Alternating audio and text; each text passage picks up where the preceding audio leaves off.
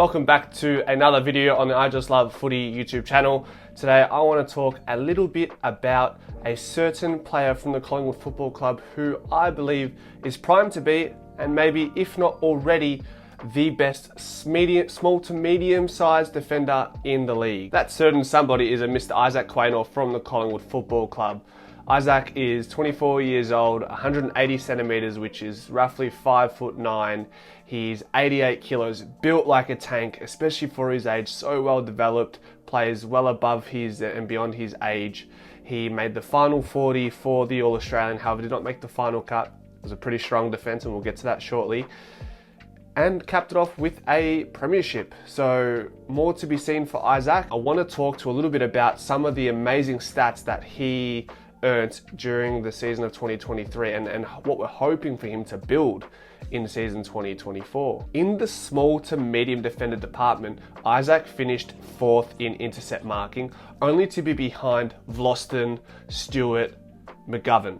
And then you had Isaac Quaynor. Mind you, Isaac Quaynor was 23 last year, and the three players that were above him in that stat were all above 6 foot in stature and in the peak of their powers at a prime age, ranging from 27 to 32 for those players above him. So for Isaac to be amongst those elite players at such an early age only suggests that we're going to see him improve and eventually become an All-Australian when you look at a stat like that. Isaac Quaynor really fits the Collingwood philosophy really well by way of his tackling pressure in defence. He averages 2.6 tackles in defence, which finds him in the top 20 of the league, which is well above average. So another nice stat to complement his intercept marking. Isaac Quaynor sits 7th amongst small to medium defenders when it comes to one-on-one contests in defense. The requirement being you would need to have one contested battle in defense per game to be considered.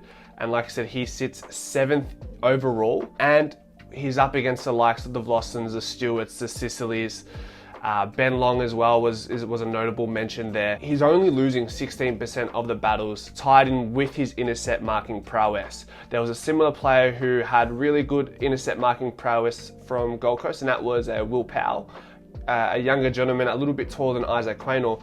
But we did notice that when we looked at the one-on-one contested battles in defense, Will Powell was losing more than 50% of his contests, which suggests Will Powell was more of a floating defender where Isaac can do both. He can lock down if need be, and he can also float and take an intercept mark as seen in 2023. Another interesting stat last season for Isaac Quaynor was that he was an above average ground ball get player when it comes to the defenders in the AFL. He averaged 3.9 ground ball gets, which found him within the top 40 echelon of the defensive players in the league. When you get all those statistics intertwined, and then you get a player like Isaac Quaynor, who is, again, an elite player when it comes to intercepts for a player his size and height, it's quite unprecedented, and he is the perfect opposition matchup for great players in the league like Charlie Cameron, like Tom Papley, like Luke Bruce. What else have we got? We've got Bradley Coast from Geelong, we've got Cam Rayner from Brisbane, and lastly, even Cody Waitman and Isaac Rankin. Those are the types of players that I would love, and I love seeing Isaac on because he's able to match them on the deck. But he can take them in the air. He can take Cody Waitman in the air. He can take Charlie Cameron at the ground when it comes to ground ball speed. And because of his height and his ability to match taller players in the air, it makes him such a well-versed defender. He can do a job on taller players and shorter players. Maybe not key tools, but anything below that, he can do a job. And he can be that helper by way of intercept marking in front of contests where Darcy Moore is locked up with Joe Danaher.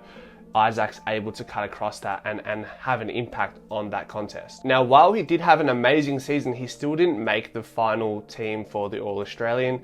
Now, you could argue he had to earn his stripes this season, which he certainly did. He just needs to find, I think, a little bit more with his disposal. Again, with Collingwood, his role is to be that interceptor. He's not being asked to break lines.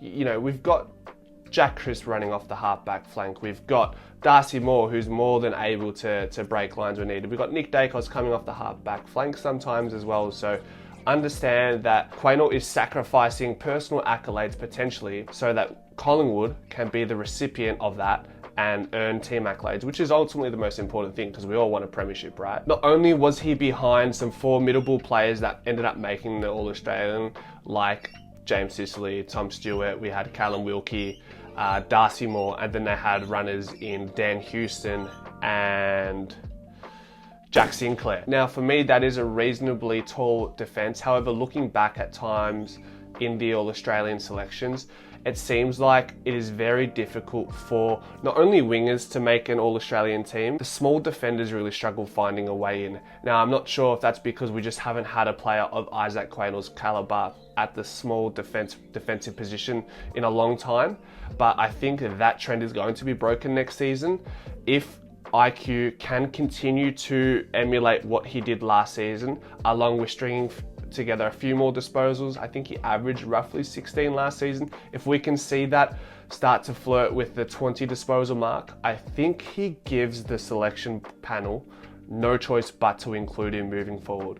And I think with the premiership and all the accolades and the notoriety from last season, I think it's inevitable that IQ is a safe bet to make the All-Australian honours next season. I do wonder if there sometimes needs to be more recognition for defenders by way of maybe a Golden Fist Award or a defensive player of the year like you see in the NBA. So I'm interested to see how that goes. If you are wondering how IQ has been traveling this off season, I did manage to get down to Collingwood's first intra-club match last week, and I did post a brief match report on YouTube about it. So if you click here or somewhere, wherever it is, you'll be able to see my thoughts on IQ and the rest of the team. See you guys.